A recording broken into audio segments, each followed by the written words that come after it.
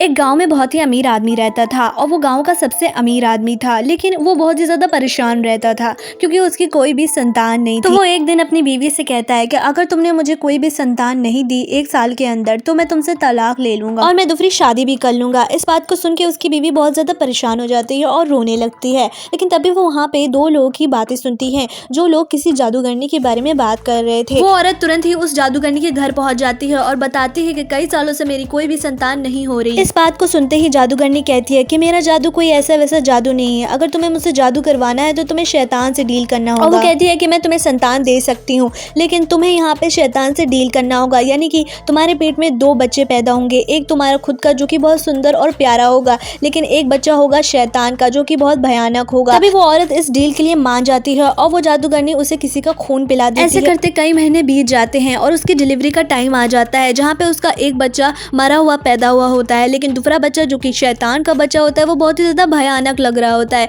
इस बात को देख के उसका पति बहुत ही ज्यादा गुस्से में आ जाता है और उसका पति उस शैतान के बच्चे को जान से मार देता है, लेकिन उसके पति को कुछ भी नहीं पता होता है कि उसकी बीवी ने शैतान से डील की थी। तभी वहाँ पे उनका पहला बच्चा जिंदा हो जाता है और रोने लगता है। कई साल बीत जाते हैं और वो लड़की बहुत बड़ी हो जाती है, लेकिन उसके मम्मी पापा उससे प्यार नहीं करते होते हैं क्योंकि उसका एक हाथ पैरालाइज होता है, इसीलिए उसके पापा उसे बिल्कुल भी नहीं पसंद करते होते और उसे बहुत मार पीट के रखते हैं। लेकिन वो लोग भूल जाते हैं कि जादूगरनी ने क्या कहा था कि दोनों बच्चों को बहुत ही ज्यादा लाड से रखना है। गांव के बच्चे उस लड़की को बहुत ही ज्यादा परेशान करते होते हैं, लेकिन तब भी उसके मम्मी पापा दूर से बस देखते रहते हैं और उसे कभी भी बचाने नहीं आते। फिर तभी एक दिन शैतान का बच्चा वापस आ जाता है और वो उस लड़की से कहता है कि मैं तुम्हारी छोटी बहन हूँ और मैं तुम्हारे साथ ही पैदा हुई थी, लेकिन मुझे मार दिया गया, अब मैं तुम्हें बचाऊंगी, तुम्हें मुझसे डरने की कोई भी जरूरत नहीं है। तभी वो अपनी छोटी बहन को पजस करके सबसे बदला लेने लगती है। जिसने उसको परेशान किया था वो सभी को जान से मार देती है। वो उसे भी जान से मार देती है जो उसे हर टाइम कोठरी में बंद करके रखता था। फिर उसकी मम्मी की बारी आती है, वो अपनी माँ को भी जान से मार देती है, लेकिन उसकी माँ उसे ट्रिक करने की कोशिश करती है कि मैं तुमसे बहुत ही ज्यादा प्यार करती हूँ, लेकिन वो एक ना सुन के अपनी माँ को भी मार देती है क्योंकि उसकी माँ ने कभी भी उसका साथ नहीं दिया होता। और फिर उसके पापा की बारी आती है, वो अपने पापा को भी ढूंढ के जान से मार देती है।